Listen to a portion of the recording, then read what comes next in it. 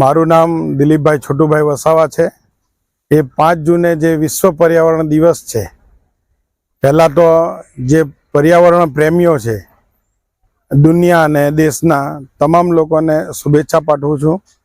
અને આ પર્યાવરણ દિવસ જે આવે છે એ પર્યાવરણને જો આપણે ટકાવવું હોય તો તમે જોઈ શકો, આજે હું જે ધારોલી ગામે રહું છું, અહીંયા મેં હજારો સંખ્યામાં લીમડાના ઝાડ, પીપળાના ઝાડ, જે સૌથી વધારે ઓક્સિજન આપે છે એવા ઝાડનો મેં હજારોની સંખ્યામાં અહીંયા ઉછેર કર્યો છે। તમે જોઈ શકો છો કે આજે એ ઝાડ 5 થી 7 વર્ષના થઈ ગયા છે। તો આજે દેશ અને દુનિયાને એક મેસેજ આપવા માંગુ છું કે પર્યાવરણ દિવસ બધા લોકો ઉજવે છે। આજે તમે જુઓ, જેટલી પણ આ દેશ અને દુનિયામાં જીઆઈડીસી એટલે ફેક્ટરીઓ જે પર્યાવરણ દિવસો ઉજવે છે એ જ લોકો પર્યાવરણ બી બગાડે છે, અને સૌથી વધારે પર્યાવરણ દિવસ એ જ લોકો ઉજવે છે। તો આજે જીએમડીસી હોય કે જે રોડ રસ્તા જે બધા બની રહેલા છે એનાથી જે કાર્બન ડાયોક્સાઇડ ફેલાઈ રહેલો છે અને જે આ દુનિયામાં અને પર્યાવરણમાં જે નુકસાન આજે થઈ રહેલું છે, આજે તમે જુઓ જે ચોમાસું છે એ ચોમાસું પણ અનબેલેન્સ થઈ ગયું છે, ગમે ત્યારે વરસાદ આવી જાય છે। તો આ જે પર્યાવરણ જે બગડી રહેલું છે એ પર્યાવરણને સુધારવા માટે આ દેશના તમામ લોકોએ એક થઈ અને પર્યાવરણને બચાવવું જોઈએ। આજે આ દેશ અને દુનિયામાં જેટલું પણ પર્યાવરણ બચ્યું છે એ પર્યાવરણ આદિવાસી લોકોએ બચાવ્યું છે। આજે જેટલો બી આદિવાસી વિસ્તાર છે, ભારત હોય કે દુનિયાનો કોઈ પણ હિસ્સો તમે જોઈ લો, તો એમાં આદિવાસીઓ થકી જે પર્યાવરણ બચ્યું છે, આજે જે દુનિયા જે ચાલી રહી છે એ દુનિયા આજે આદિવાસીઓએ જે પર્યાવરણ બચાવ્યું છે એના લીધે આજે જળ જંગલ જમીનની જે વાતો છે એમાં તમે જોઈ શકો કે ટ્રાઇબલ વિસ્તારમાં જ નદીઓ બી પણ છે અને જંગલો પણ આવેલા છે।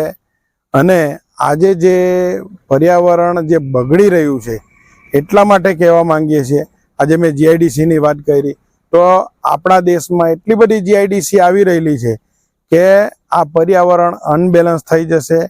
એટલા માટે લોકોને એવું જાગૃત કરવા માંગીએ છીએ કે આવનારા સમયમાં આપણા જો બાળકોને બચાવવું હશે તો આ પર્યાવરણ આપણે બચાવવું જ પડશે અને ઝાડોનો ઉછેર કરવો પડશે। આ સરકારો તો જે ફોરેસ્ટના ખાતે જે ઝાડવા રોપે છે તો એ તો ખાલી ફક્ત ને ફક્ત બિલો લેવા માટે બધા ઝાડ રોપાય છે, તો ઓક્સિજન માટે એવું કોઈ કામ કરતા નથી। એટલે કહેવા માંગીએ છીએ અમે કે આ દુનિયા અને દેશને સંદેશો આપવા માંગીએ છીએ તમામ લોકોને કે આવનારા સમયમાં જો આ પર્યાવરણ નહીં બચશે તો આપણું અસ્તિત્વ જોખમમાં આવશે।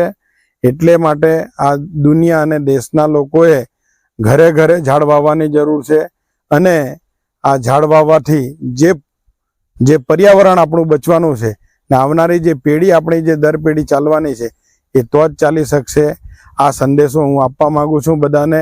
પર્યાવરણ જ્યારે 5 જૂને આજે બધા ઉજવી રહ્યા છે તો ફક્ત એને ઉજવવા પૂરતું નહીં ઉજવો, પણ અમારી જેવું આજે મેં હજારો ઝાડ વાવી ને આ પર્યાવરણ અને આજુબાજુના લોકોને જે ઓક્સિજન પૂરો પડે એ જાતની જે વ્યવસ્થા કરી છે એવી વ્યવસ્થા તમામ ગામો, તમામ રાજ્યો અને તમામ દેશોએ કરવી જોઈએ ને આવનારી પેઢીને આપણે બધાએ બચાવવાની જરૂર છે। એટલા માટે હું આ સંદેશો આપવા માંગતો હતો। આ જે સંદેશો છે 5 જૂન પર્યાવરણ દિવસનો, તો એ પર્યાવરણ દિવસ સફળ થાય અને દુનિયામાં આ જ રીતના આપણી આવનારી જે પેઢી છે એ બચે એવી હું પોતે ભાવના બી રાખું છું ને લોકોને શુભકામના બી આપું છું। પર્યાવરણની બધાને શુભકામના। જય જોહાર, જય આદિવાસી।